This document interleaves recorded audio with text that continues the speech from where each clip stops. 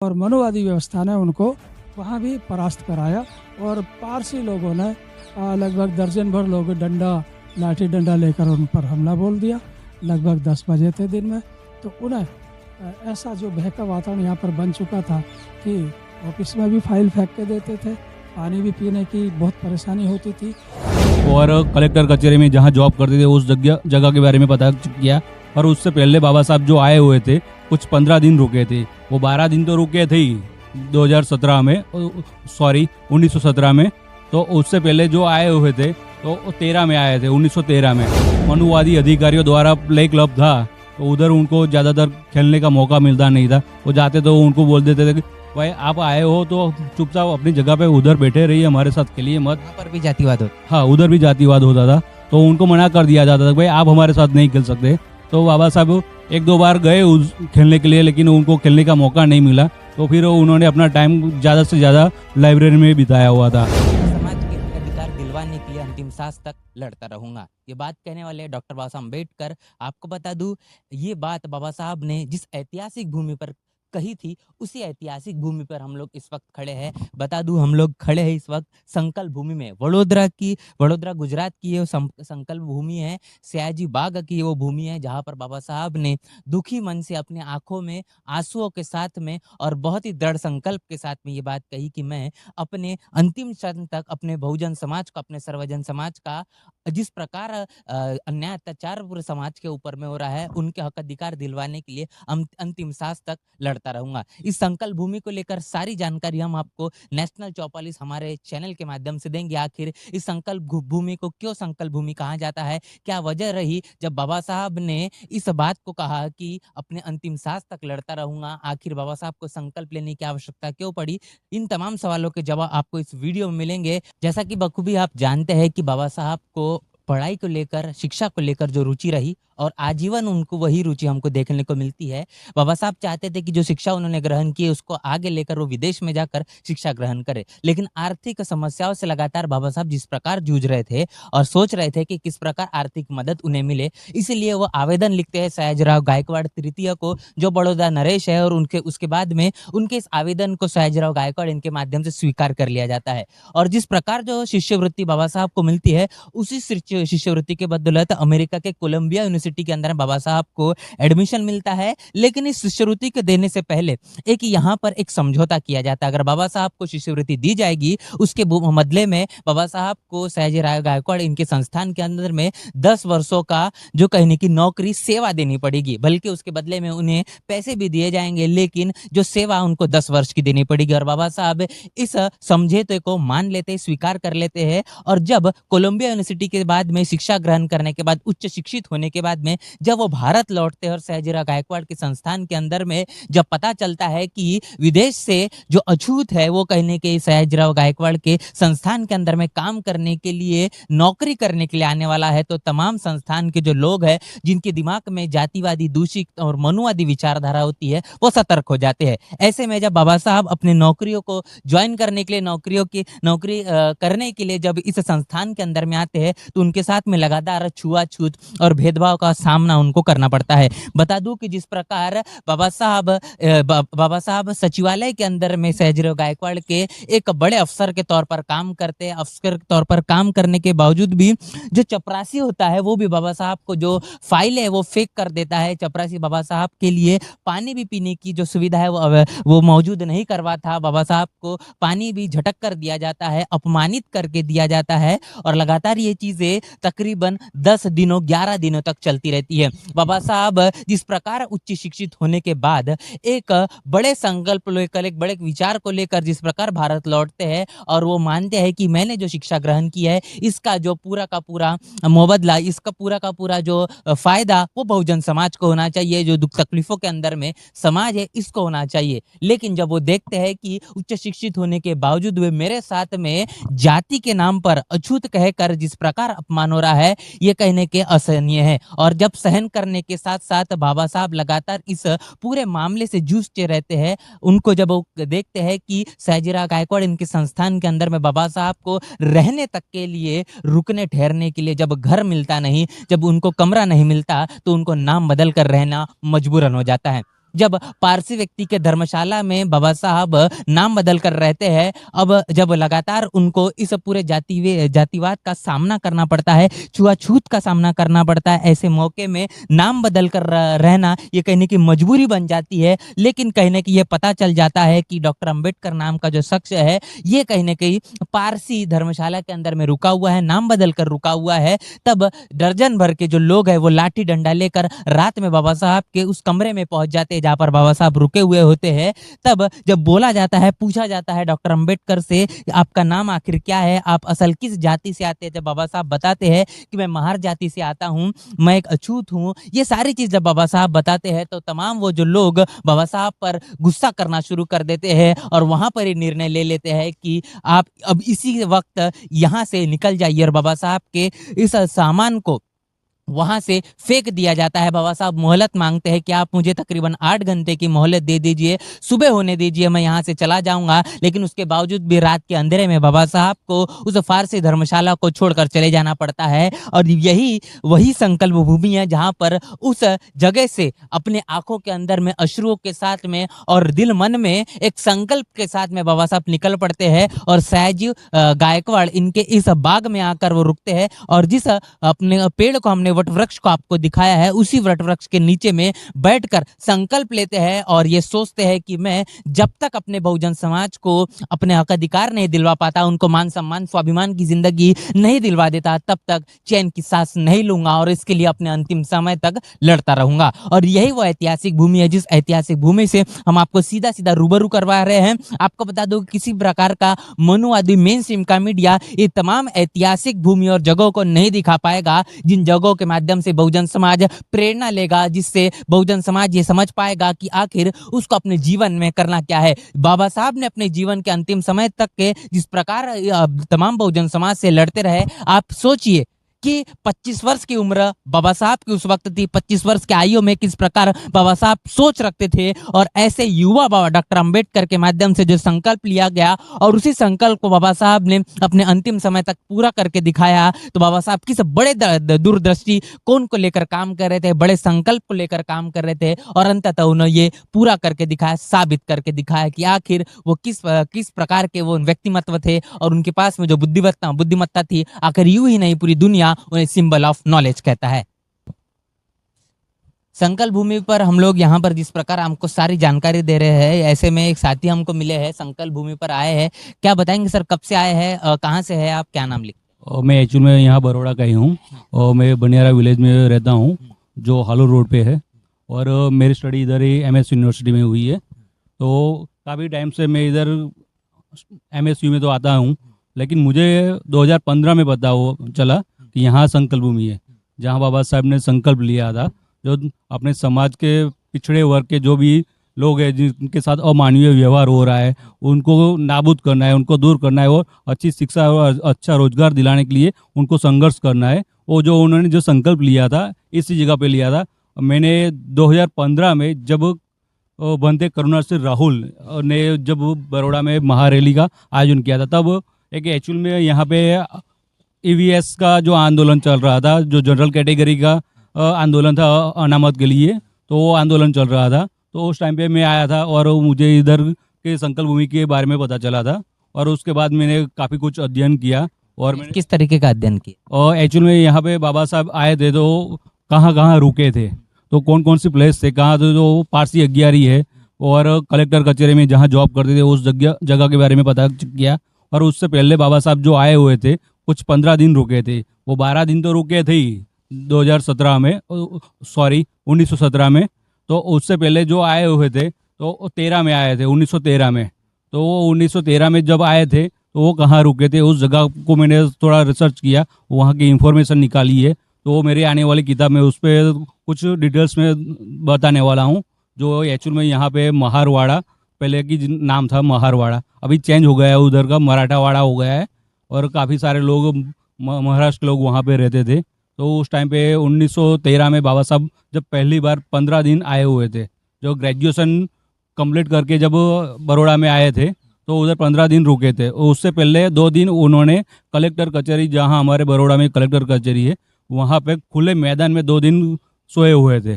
तो वो भी संशोधन में मुझे पता चला हुआ है। तो उसके बारे में थोड़ा रिसर्च और चल रहा है, क्योंकि मैं भी अभी श्योर नहीं हूँ। काफ़ी सारे लोगों ने, काफ़ी जो एजेड व्यक्ति है उनसे मेरी बातचीत हो रही है, तो उन्होंने बताया हुआ है कि ये मुद्दा है। और काफ़ी सारी पुरानी पुस्तकों में भी उस चीज़ के बारे में रेफरेंस में भी बताया हुआ है, जो गुजराती लेखकों के द्वारा बड़ौदा के कुछ पुराने लेखकों ने लिखे हुए हैं, तो उसमें बताया हुआ है। तो 2 प्लेस ऐसी है, और जो अभी तक मिल ही नहीं है, जो पारसी अग्यारी है अभी तक बड़ौदा में किसी को मिली नहीं है। एक्चुअल में बड़ौदा में 2 प्लेस है पारसी अग्यारी, तो वहाँ से क्या है, वो एक पुरानी पारसी अग्यारी तो तोड़ डाली हुई है, तो उधर का कुछ रेफरेंस मिला नहीं है। तो अभी वो सर्च उसके भी बारे में भी चल रहा है। और महारवाड़ा का तो वो कंफर्म हो चुका है। वो जो पहले बाबा साहेब 1913 में रुके थे 15 दिन, और उनके पिताजी के देहांत के टाइम पे वो वापस चले गए थे मुंबई। तो वो जगह के बारे में, और कलेक्टर कचहरी, और चौथी जगह है अपनी यहाँ पे पुस्तकालय है, जो सयाजीराव गायकवाड़ द्वारा निर्मित मांडवी के पास पुस्तकालय है। बाबा साहेब अक्सर उधर अपनी स्टडी करते रहते थे, क्योंकि यहाँ का जो मनुवादी अधिकारियों द्वारा प्ले क्लब था, तो उधर उनको ज़्यादातर खेलने का मौका मिलता नहीं था। वो जाते तो उनको बोल देते थे कि भाई आप आए हो तो चुपचाप अपनी जगह पे उधर बैठे रहिए, हमारे साथ खेलिए मत। वहाँ पर भी जातिवाद होता। हाँ, उधर भी जातिवाद होता था, तो उनको मना कर दिया जाता था, भाई आप हमारे साथ नहीं खेल सकते। तो बाबा साहब 1-2 बार गए उस खेलने के लिए, लेकिन उनको खेलने का मौका नहीं मिला। तो फिर उन्होंने अपना टाइम ज़्यादा से ज़्यादा लाइब्रेरी में बिताया हुआ था। तो यहाँ बड़ौदा मांडवी में जो लाइब्रेरी है, वहाँ पे सबसे ज़्यादा वक्त बाबा साहब ने बिताया हुआ था। और उसके बाद सिर्फ सोने के लिए पारसी अग्यारी में जाते थे। पूरा दिन जॉब करते थे कलेक्टर कचहरी में, उधर से फिर मांडवी के पास ही में एरिया है, उधर जाके स्टडी करते रहते थे। और शाम को कुछ 9 या 10 बजे के आसपास अंधेरा होने के बाद वो अपने घर पे आराम, जो पारसी अग्यारी है वहाँ पे आराम करने के लिए जाते थे। तो काफ़ी सारी चीज़ों को लेकर हमने यहाँ पर सीधी बातचीत की है। और इसी के साथ साथ अभी यहाँ पर इस संकल्प भूमि के जो संस्थापक, जिनके माध्यम से संकल्प भूमि का कहने की स्टैब्लिशमेंट हुआ है, उनसे भी हम सीधी बातचीत करेंगे, क्या उनका इस पूरे संकल्प भूमि को लेकर मानना है। तो जिस प्रकार संकल्प भूमि का पूरा हम भ्रमण करवा रहे हैं और हर एक छोटी चीज़ यहाँ पर दिखा रहे हैं, जिनके माध्यम से ये संकल्प भूमि का कहने की स्थापना हुई, उनसे हम मिलने जा रहे हैं। सर, क्या वजह रही संकल्प भूमि को यहाँ पर स्थापना करने की, क्या आवश्यकता रही और क्यों आपने इस इनिशिएटिव को रखा? ओह, बड़ा अच्छा सवाल है। बाबा साहब को शिष्यवृत्ति महाराजा सयाजीराव गायकवाड़ थर्ड, जो कि बड़ौदा के नरेश थे, उन्होंने शिष्यवृत्ति देकर विदेश में उच्च शिक्षा के लिए भेजा था, जिसमें करार ये था कि जब आप रिटर्न आएंगे उच्च शिक्षा लेके, तो कम से कम आपको यहाँ पर 10 साल हमारी रियासत के लिए नौकरी देनी पड़ेगी, फ्री में नहीं, लेकिन सैलरी पे ही, लेकिन अपनी सेवाएं 10 साल पहले यहाँ पर देनी पड़ेंगी। जब बाबा साहब यहाँ पर अपनी सेवा देने आए तो उन्हें पग पग पर अपमानित किया गया। जो मनुवादी चातुर्वर्ण व्यवस्था थी, उस व्यवस्था ने उनको झकझोर करके रख दिया, क्योंकि बाबा साहब उनके अनुसार एक अछूत महार जाति के थे। और उन लोगों ने अपने मन में एक ये बात बिठा ली कि महाराजा ने हमारे सर के ऊपर लाकर एक महार को बिठा दिया है। ये बात उनको हजम नहीं हो रही थी। इस तरह बाबा साहब यहाँ पर बहुत अपमानित हुए। रहने के लिए भी उनको पारसी की एक धर्मशाला थी, उस धर्मशाला में उन्होंने जगह ढूंढी और वहाँ पर वो लगभग 10-11 दिन रहे। वहाँ पर उन्होंने अपना नाम बदला एदल सोराब जी। एदल सोराब जी नाम बदल के रहे, लेकिन बात छिप नहीं सकी और मनुवादी व्यवस्था ने उनको वहाँ भी परास्त कराया।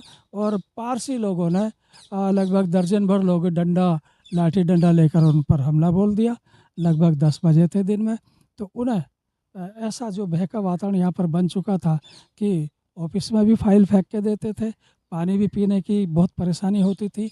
अगर एक दिन चपरासी नहीं आया तो बहुत पानी पीने की परेशानी होती थी। ये सब बातों को देखकर बाबा साहब काफ़ी, जब पारसी की धर्मशाला में उनके ऊपर हमला हो गया, तो उन्होंने ये निश्चित किया कि मुझे बड़ौदा छोड़ना पड़ेगा। अच्छा, ये यहाँ पर एक चीज़ हमको बोर्ड पर दिख रही है कि मुर्दों में भी जान डाल दे बाबा तेरे संकल्प ने। तो आखिर ये बात कहने की क्यों निकल कर आती है, क्यों मुर्दों के अंदर में भी जान डालने के लिए बाबा साहब ने संकल्प लिया, क्या इसका पीछे का आप कारण मानते?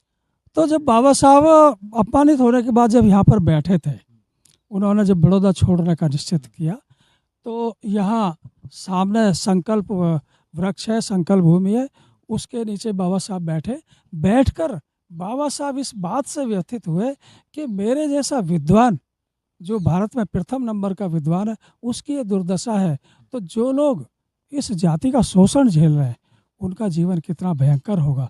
उनका जीवन उन पशुओं से भी बदतर था उस वक्त, उन पशुओं से भी बदतर था। यानी जिंदगी तो जी रहे इंसान, लेकिन मुर्दों से कहीं कम नहीं था।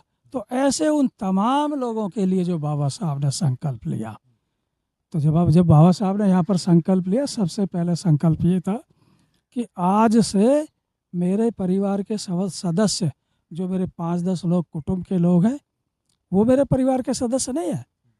इस देश का हर वो नागरिक जो शोषित गुलामी भरा जीवन जी रहा है, जिसका शोषण हो रहा है, वो मेरे परिवार का सदस्य है। और जीवन के अंतिम सांस तक उनको इस अमानवीयता की घृणा वाली बीमारी से मुक्त जब तक नहीं कराऊंगा, तब तक आराम से नहीं बैठूंगा। जीवन के अंतिम सांस तक इसी मानवता के लिए संघर्ष करता रहूंगा। एक वर्तमान से सवाल लेते हैं कि जिस प्रकार संकल्प भूमि पर बाबा साहब एक अपमानित होकर उन्होंने जो संकल्प लिया, उस समय के अंदर में जो परिस्थितियां थी, जो जातिवाद का सामना, जो छुआछूत का सामना, भेदभाव का सामना बाबा साहब ने किया, आज वर्तमान के अंदर में क्या परिस्थितियों में परिवर्तन मानते आज़ादी के 75 साल होने के बाद भी?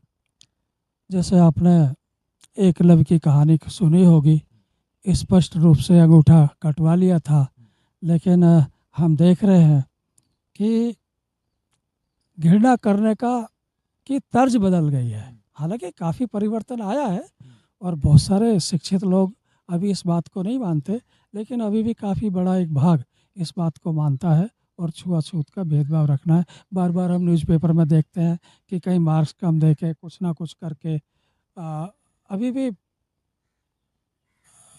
भी एकलव्य का अंगूठा तो काटा ही जा रहा है। वर्तमान स्थिति के अंदर में बाबा साहब जिस प्रकार एक भारत की संकल्पना रखते थे, समाज परिवर्तन की बात करते थे, क्या लगता है कि आज वर्तमान स्थितियां परिवर्तित होकर क्या बाबा साहब के सपनों का भारत बन पाएगा, या फिर इसी प्रकार बहुजन समाज ये समस्याओं से घिरा रहेगा? आपके सवाल ने तो मेरे अंदर एक सवाल पैदा कर दिया। हम बार बार देख रहे हैं राष्ट्रहित की बात करो, राष्ट्रीय भावना की बात करो, तो राष्ट्रीय भाईचारे की बात करोगे तो राष्ट्रीय भावना की बात आएगी ना।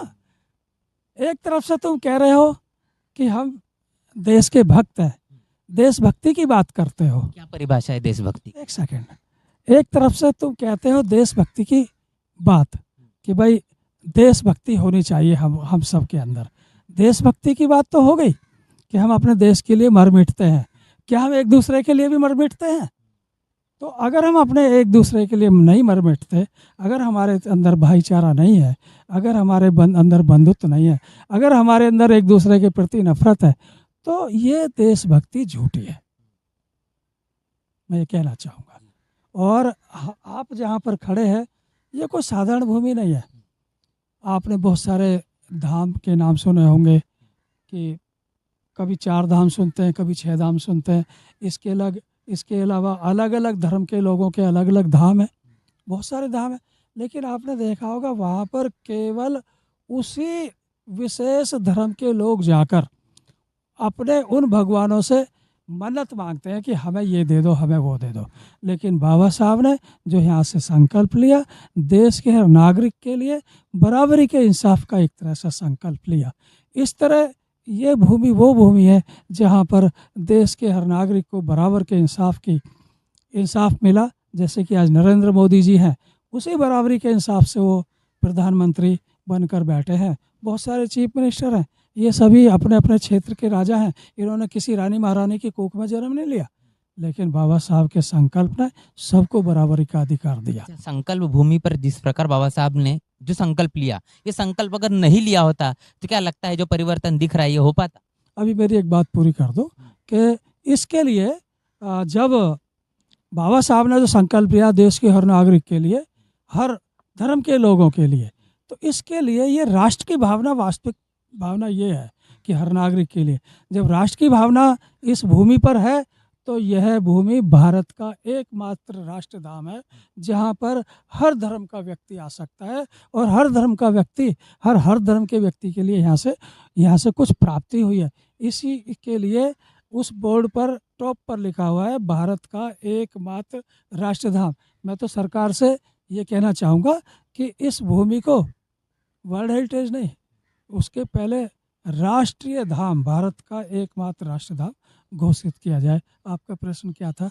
जी, मैं ये पूछ रहा था कि जिस प्रकार संकल्प भूमि अगर नहीं हुई होती या फिर बाबा साहब ने संकल्प नहीं लिया होता, तो क्या जो परिवर्तन दिख रहा है वो परिवर्तन हो पाता?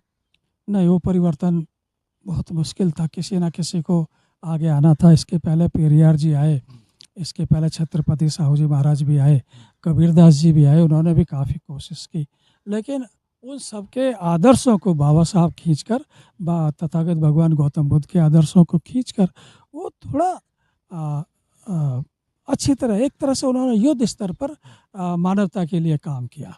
तो बाबा साहब अगर नहीं आए हुए होते तो इतना संभव नहीं था, और आज भारत की स्थिति कहीं और भी ज़्यादा बदतर होती, क्योंकि सभी को शिक्षा का अधिकार नहीं होता, कुछ ही लोगों को शिक्षा का अधिकार होता, बाकी लोग तो पशुओं जैसा जीवन जी रहे होते, बाकी लोग तो मुर्दों जैसा जीवन जी रहे होते। कैसे भारत की तरक्की होगी?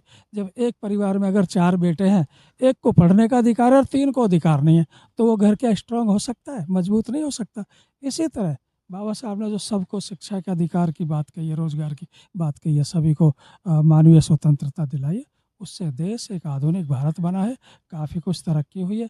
लेकिन अब लगता है कि संविधान काफ़ी खतरे में चला जा रहा है, और जो भी लोग भारत के संविधान से हटकर कुछ अलग व्यवस्था लाना चाहते हैं, मैं नहीं सोचता, मैं ही इनको सबसे बड़ा, इस देश के अगर राष्ट्रद्रोही है सबसे बड़े, तो वो लोग हैं जो भारत के संविधान से इस देश को नहीं चलाना चाहते, अपनी किसी अन्य परंपरा से चलाना चाहते हैं।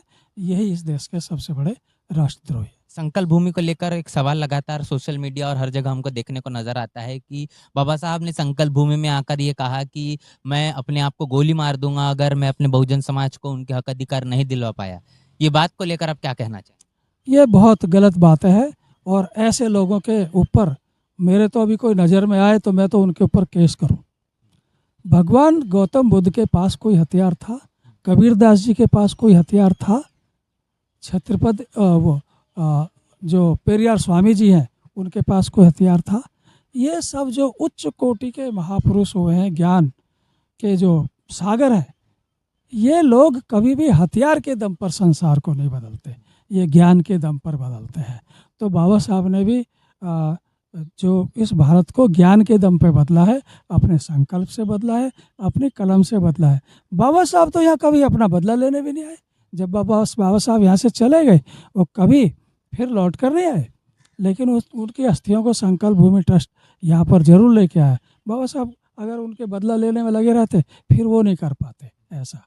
तो ये सब बातें गलत हैं, और 100 साल पहले एक हथियार की बात कर रहे हैं और बाबा साहब को हथियार से जोड़ रहे हैं, बहुत गलत बात है। महापुरुष और जो उच्च कोटि के महापुरुष होते हैं उनके पास कोई हथियार नहीं होता है। एक बात और भी है, बहुत सारे लोग बोलते हैं बाबा साहब दलितों के नेता थे, बाबा साहब, ये पागल लोगों का काम है। बाबा साहब दलितों के नेता नहीं थे, बाबा साहब उस हर व्यक्ति के नेता थे जिसका शोषण हो रहा है, जो गुलामी भरा जीवन जी रहा है, जिसका जीवन पशुओं से बदतर बन चुका था। ऐसे लोगों के लिए, बराबरी के इंसाफ के लिए बाबा साहब आगे आए। बाबा साहब हर व्यक्ति के मसीहा थे। और बाबा साहब देखिए, अभी जैसे कि मैंने अभी प्रधानमंत्री जी की बात बताई, इनको सबको बराबर का अधिकार दिया, तभी तो ये प्रधानमंत्री बने। इतने सारे चीफ मिनिस्टर अलग अलग क्षेत्र के राजा हैं, वो कैसे बने? इसी संकल्प भूमि के द्वार से इस सबके होदे निकले हैं, सबके होदे उसी संकल्प से। और इन सब नेताओं को जो भी बड़ी बड़ी पोस्ट पे हैं उनको प्राप्ति हुई है, ये सब अधिकार मिले बाबा साहब के संकल्प से। उनको तो सबसे पहले इस धाम पर, इस राष्ट्रीय धाम पर आकर दर्शन करने चाहिए।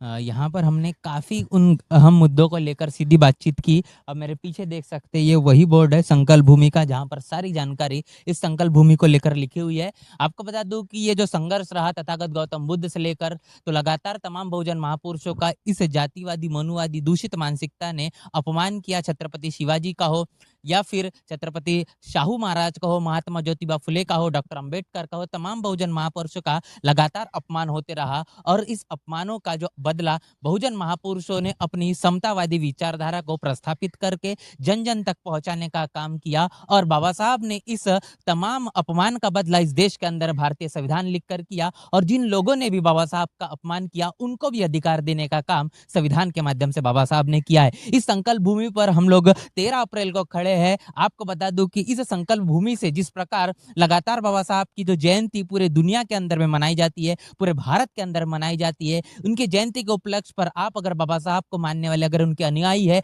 किस प्रकार बाबा साहब के अधूरे सपने को पूरा करने के लिए आप संकल्प ले रहे हैं, ये भी आप कमेंट बॉक्स में अपनी प्रतिक्रिया में लिखकर जरूर बताएं।